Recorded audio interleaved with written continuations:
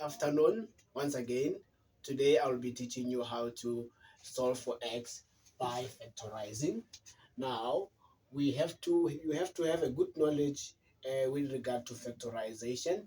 So now let's just say you are given x squared plus 7x plus 12 equals to 0.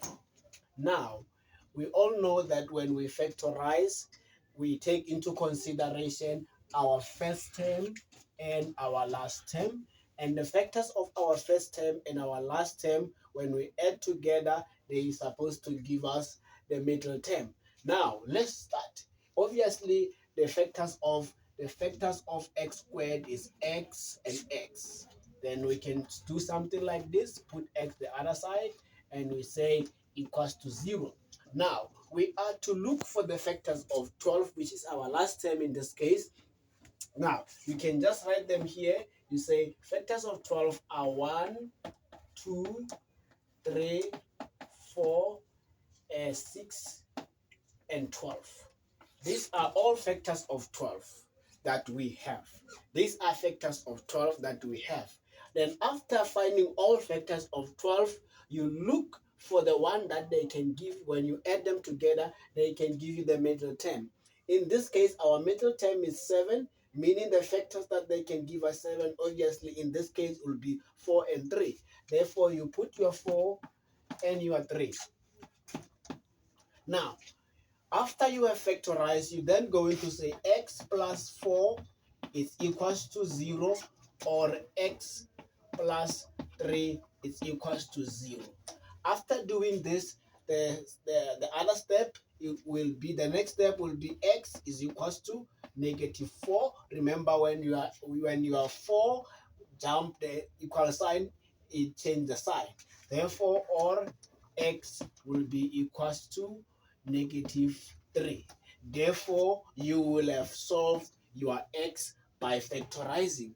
This is how we factorize. Now, you can still be given something like this: x minus 16 equals to 0. This one we call it difference of two squares. Now, you will do what? We know that this one, it is a perfect square, and this one is also a perfect square. Then you come here, we say x, then you say x, then we've got 4 this side, we've got 4 that side. Since we said it's a difference of two squares, the other one will be plus, the other one will be minus. Therefore, this is simply tells us that x will be equals to -4, or x will be equals to 4. Then you will have solved your x by factorizing this difference of two squares. This is a difference of two squares. Now, coming again, you can be given something like this: x squared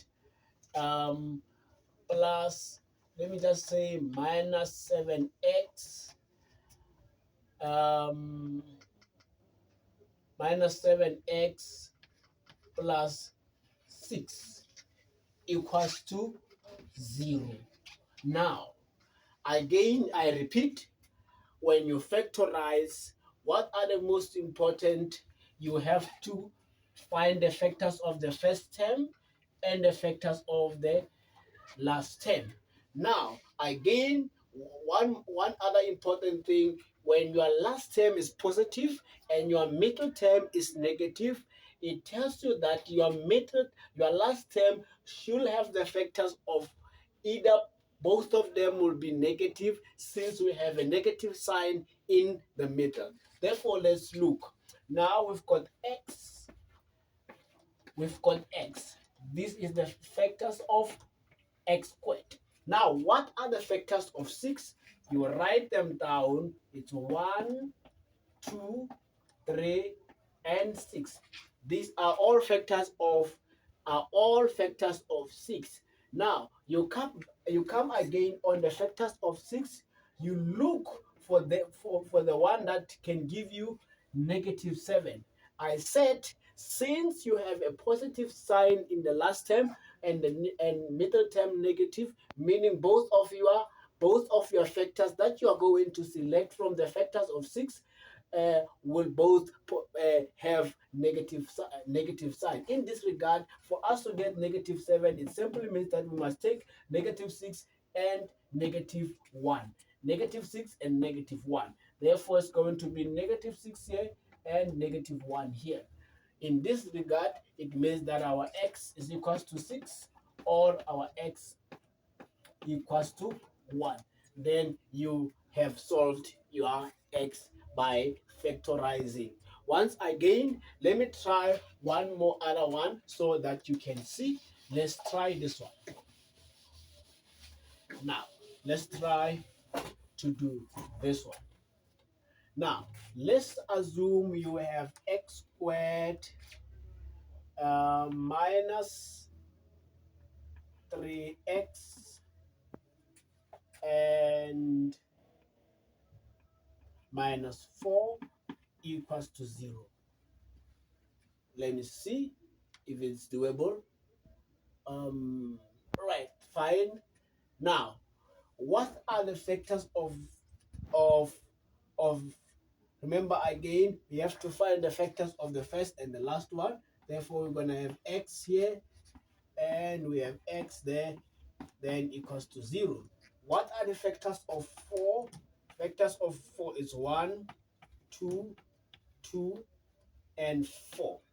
Remember, factors must be, they go in pairs. Now, what are the factors that can give us 3 in this regard? Will be 1 and 4, will be 1 and 4. Now, if you have the factors like this, the factors of your last term are 1 and 4, and between those factors of 4, the bigger one must take the sign of a middle term. In this case, what is our middle term? Our middle term is negative, and our bigger term of 4 is 4, and our bigger factors of 4 is 4. Then we put negative sign here, then this side obviously will be positive sign. Therefore, x is equals to -1, or x is equals to, or x is equals to 4. Then you have solved by factorizing. Solving for x by factorizing, then you will have got them all correct by factorizing. This we call it a factorizing. This is how you solve it. You first have to factorize. After factorizing, you then equate the one that are inside the bracket, you equate them to be equals to zeros, then you go on like this, then you will factorize, you will got the mark. Now, the tricky part is this one.